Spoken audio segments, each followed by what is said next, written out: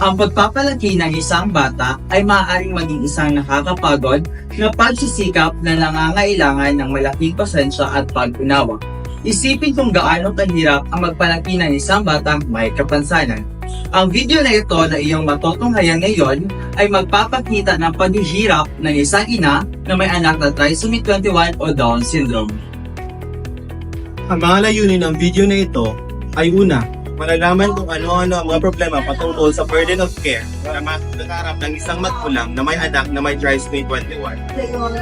Pangalawa, malalaman kung ano-ano ang techniques o strategies na kanilang ginawa para malampasan ito. At pangatlo, itaas ang kamalayan sa mga ina na may parehong sitwasyon para maunawaan nila ang kaalaman kung paano haharapin ng iba't ibang mga ina ang kanilang mga anak na na-diagnose ng trisomy 21. Ako si Mrs. Dina. May anak po ako na isang Down syndrome or trisomy 21 po. Ang number one na problem sa iya is sa ilahang pag-uugali or mga tantrums niya.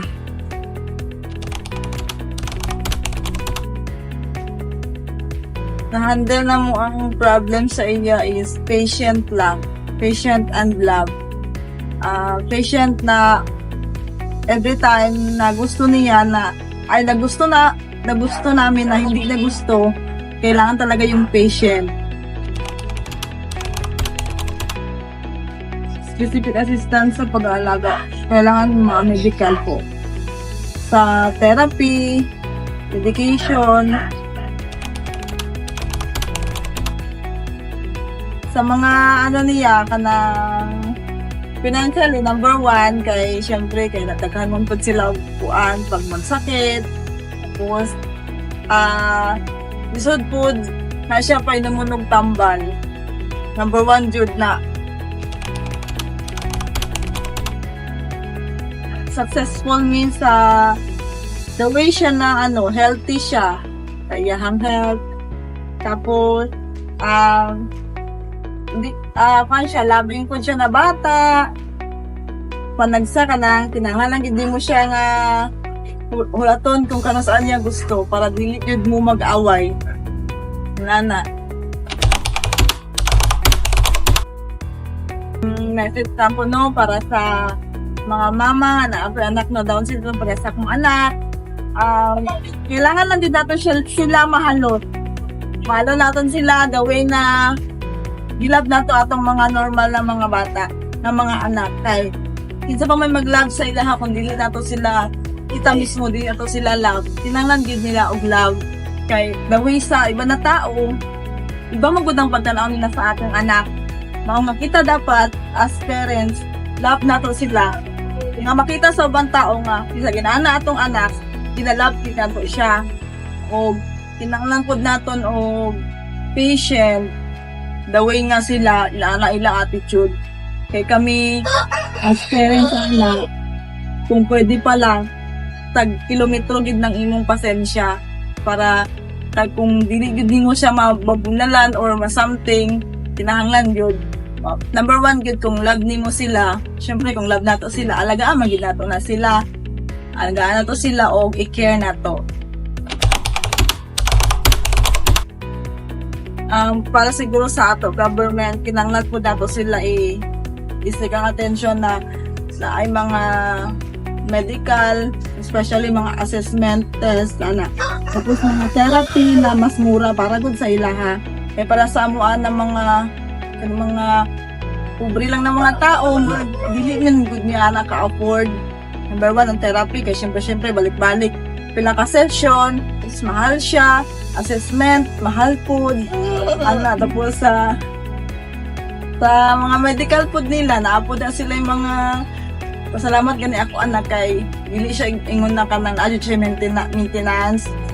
Okay ra siya, pero kung sa iban, syempre na sila maintenance, mahal ng mga tambal, kinahanglan jud nila mga dapat ang naapod sa atong government assistance ang mga bata na yung Down syndrome po.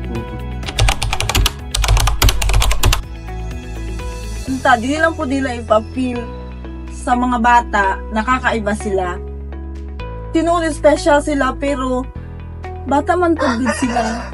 Tapos, at least kung dako sila, tao man po sila. Anang, panagsamang good, parang sa magnakaw ka, anak, gusto mong anak ka ng anong dyan pagtanaw, anak, okay lang kung the way na magkakaw sila ka ng murag pinasmile. Pero kung murag kanang murag sa ato, gusto nyo mo murag na kami, no? Murag lain po, ba, no?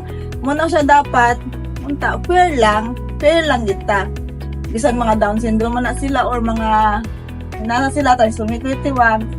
Still bata po sila. Kung tao po sila, need po nila na madawat sa atong society. Kaya, bisan dapat gani, number 1 need sila nato nga ilab kay kung sa mentality, dili sila pareha sa normal na mga bata or anak.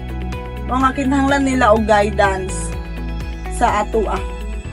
Based sa Boston Children's Hospital, isa sa mga behavioral problems ng may Down syndrome ay ang tantrums. Ito ay maaaring resulta ng hindi epektibong maipaabot ng iyong anak ang kanilang mga pangangailangan sa kanilang mga care provider. Kung kaya ay nagresulta sa mahirap na pag-aalaga o burden of care.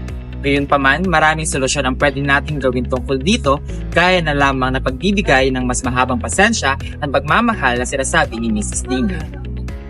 Ang changing behavior at instant new skills ay nasasabing isa sa makaraan para tugunan ng classroom ay magbigay ng positibo atensyon para sa mga ilos na hindi maaaring mangyari ng sabay sa mga hindi angkop sa asal.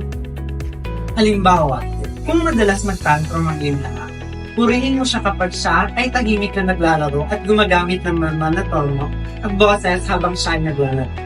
Kung siya ay madalas na nangahabanan ng iba habang siya ay naglalaro ng isa, purihin mo siya kung siya ay naglalaro ng mag-isa at hindi nangahabanan. Ang mga parang ito ay magtuturo sa kanya ng acceptable alternative para sa hindi tamang asal.